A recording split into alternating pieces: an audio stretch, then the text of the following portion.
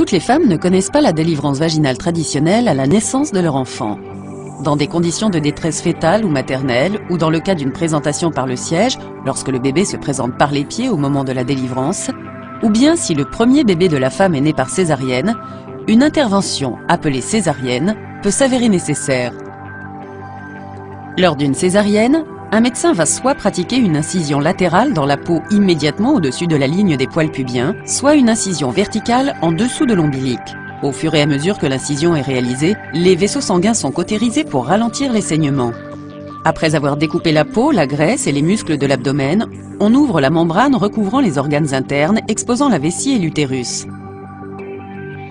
À ce moment-là, le médecin va en général insérer ses mains dans le bassin afin de déterminer la position du bébé et du placenta. Ensuite, une incision est pratiquée dans l'utérus et tous les liquides restants sont aspirés hors de l'utérus.